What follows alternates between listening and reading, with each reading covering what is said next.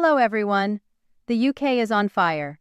Clashes are erupting in London due to massive immigration from Muslim-majority countries and the rising cost of living, with widespread price increases.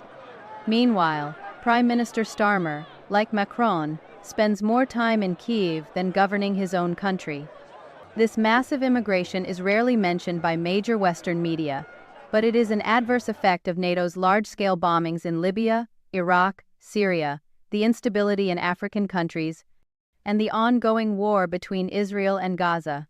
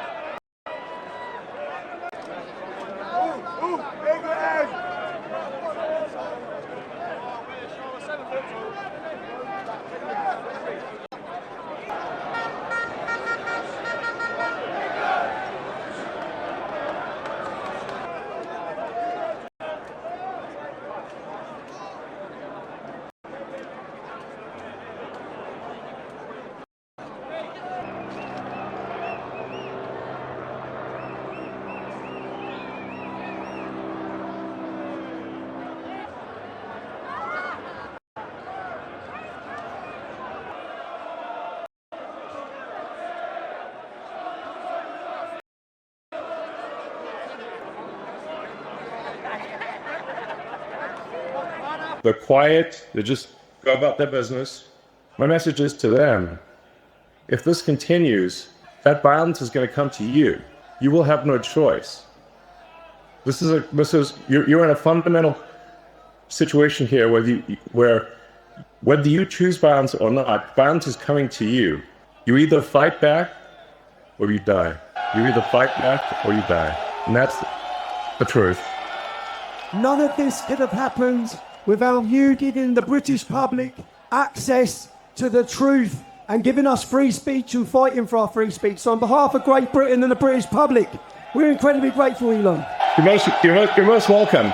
You're most welcome. And you may notice this T-shirt that I'm wearing is great British author George Orwell. What would Orwell think? I think that's generally a good way to look at these things. He would want freedom of speech. He would want the people to know what's real.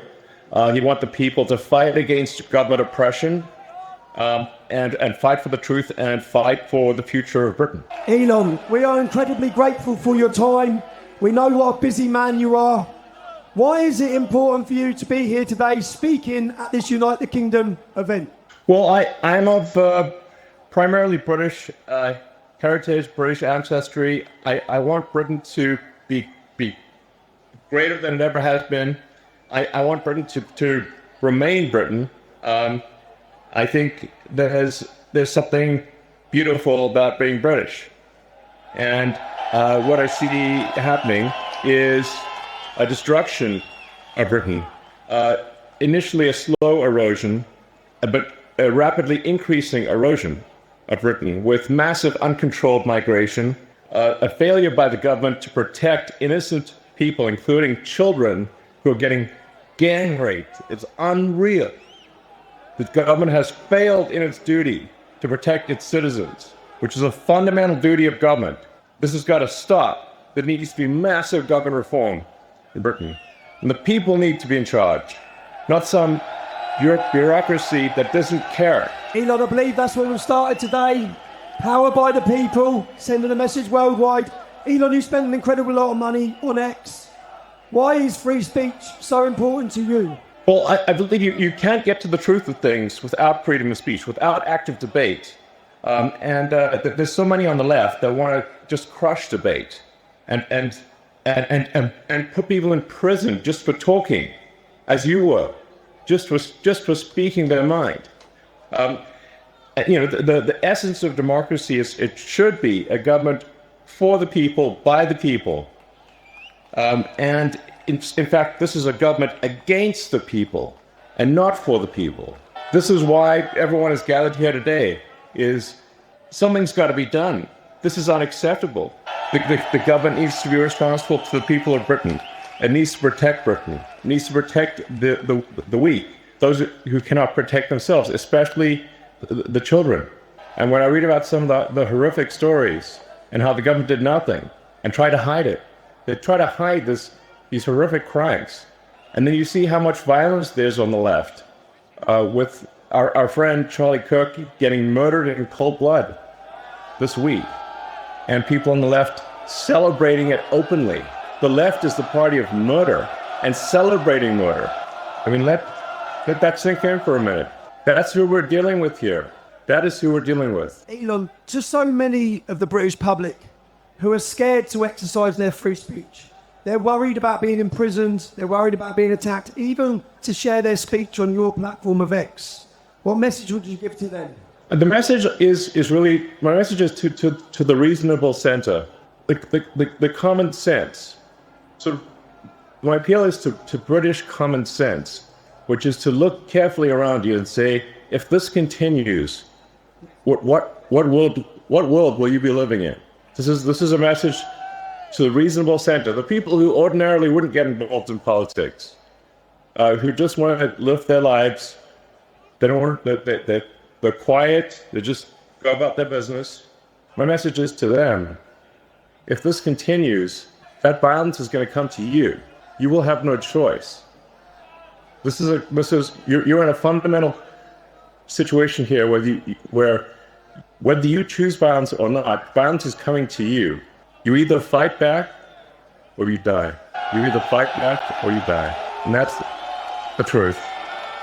Today, Elon, I think the British public are telling the world that they're ready to fight back.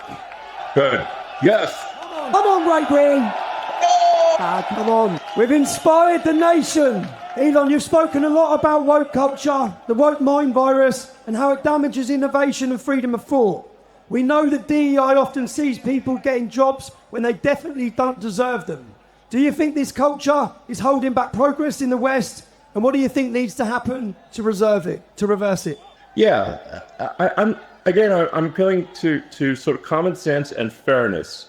I want to emphasize just common sense and fairness, which is that we should make our decisions based on merit, on how, if somebody is talented and hardworking, then that should be the only means of advancement. There should not be discrimination on the basis of sex or religion or any race or anything else. And what a lot of the woke stuff is, it's actually super racist, it's super sexist, and it's often it's anti-religion, but only anti-Christian. Like, why only anti-Christian? That's unfair. So this is why, again, my message is to the reasonable middle. Do you not want a world where there is fairness and common sense, and you advance as a function of how hard you work, and your talent, and your integrity? That should be all that matters. And the woke mind virus, that I call it, is against all of that. It's wrong.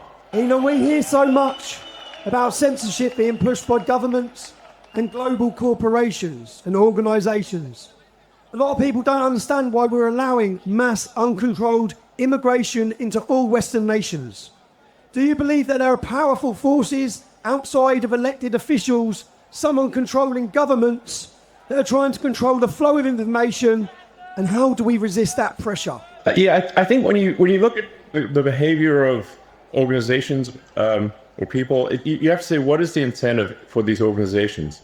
And frankly, there's a massive incentive on the left to import voters.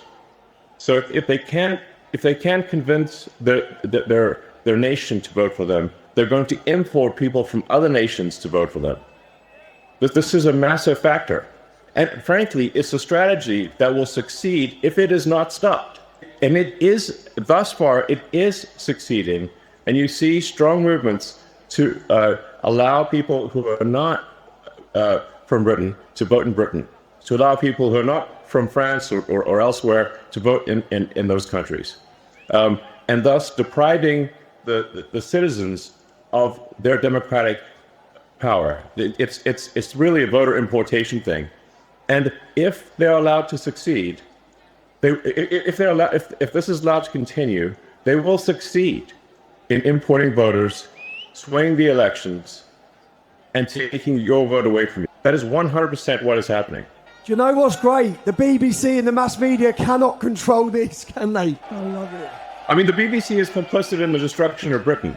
And we pay for it, Elon. We pay for it. Yes. We're forced to pay for it. Do you know they send them to jail if we don't pay for it? You're forced to pay for your own destruction. It's insane. It's unfair. It is wrong. Elon, a lot of ordinary people that are here today, they feel ignored, they feel censored, or they're labelled just for speaking up about their legitimate fears and concerns in their communities. Do you believe technology, like X or even AI, can finally give power back to those people? Or do you think it will make censorship worse or even automate it? I mean, that's a complicated question. It really depends on what government is in charge. The government can obviously use whatever powers are available to suppress the people. And so I really think there's got to be a change of government in Britain. And you can't, we don't have another 4 years or whenever the next election is. It's too long. Something's got to be done. There's got to be a dissolution of parliament and a new vote held. And really what matters is rallying the people of Britain, really getting the people of Britain to get the message out there, talk to your friends and family, and build a massive power base among the people. And like I said, you really got to appeal to the sort of average, the normal people that just want to go about their business. that they're sort of in a village somewhere, they're working, they just want to mind their own business. But you've got to point out to them that if we don't take action, they won't be able to mind their own business because other people are going to come and maraud them. There's genuine risk of rape and murder, and the destruction of the country, and dissolution of the entire way of life. And so, yes, in the normal course of business, if you weren't under a massive attack, then people should go about their business and just live their lives. But unfortunately, if the fight comes to you, you don't have a choice. You have to fight. So you have to rally all of the people of Britain to fight for the future. Let me ask and if people this doesn't happen, there won't be a future. Are you ready to fight for your future, Britain? Fight for your future. Do it. Go. Will we be gagged any longer, Britain? But you know what I mean, Tommy. You know what I mean. I mean, I talk to my friends in Britain, and they're like, yes, they live in a village here or there, or a town or city here or there, and they're like, well, it doesn't seem like it's really that much of a problem. I'm like, well, if you want to know what's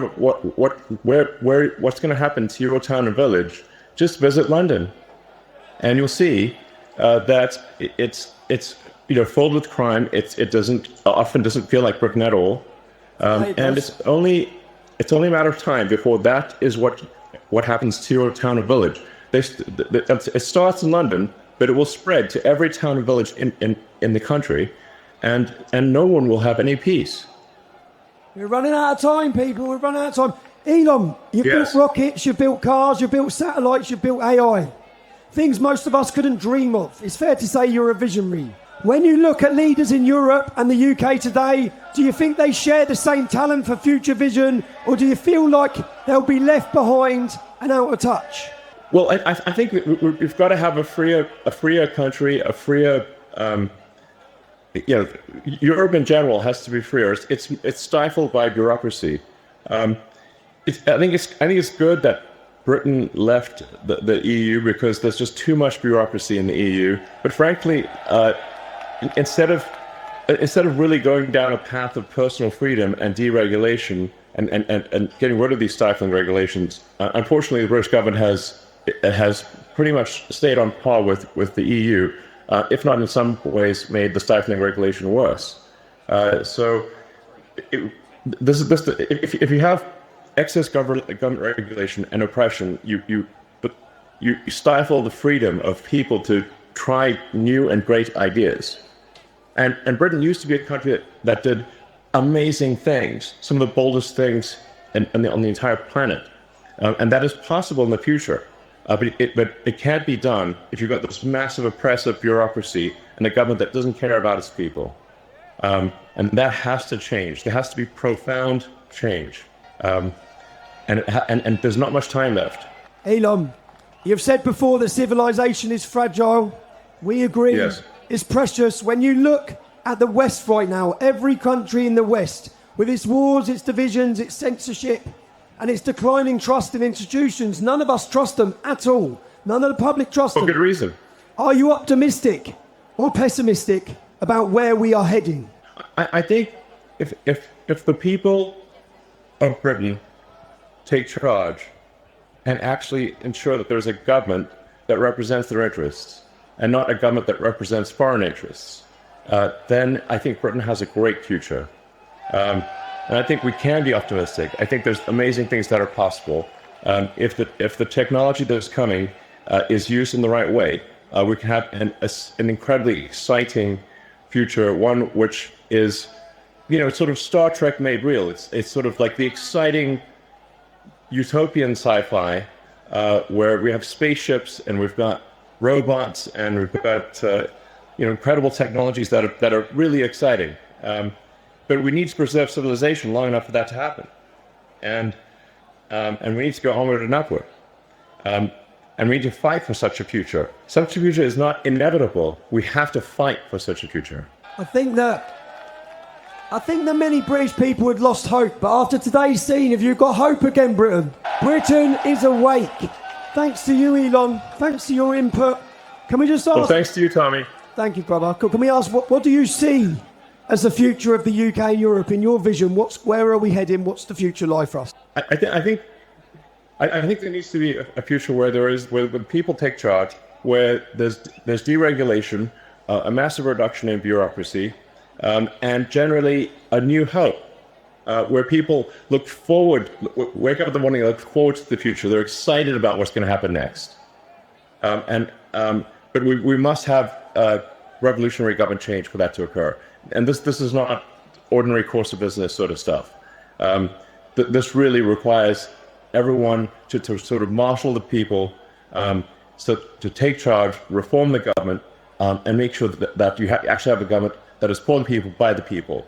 And that's essential. And that's not, so we're really at a fork in the road here. We're at a fork in the road to darkness or greatness. And that will be decided only in a matter of years. And we must take the path to greatness. And that's the path that's exciting and inspiring and will make life worth living. Elon, you've done more than anyone to shine the torch on the crimes committed against the generation of our daughters. On behalf of everyone and on behalf of all of us in Great Britain, you know what, we wouldn't even be in the fight. Not only are we in the fight right now, but we're on the advance. Thanks to free speech being fought for us by Elon Musk. We're very grateful, sir. You're most welcome. Thank you. Subscribe if you haven't yet. Now, let's see the chaos unfolding there. Europe is crumbling. We will keep you informed. Subscribe and give us a like if you appreciate our effort. Until next time.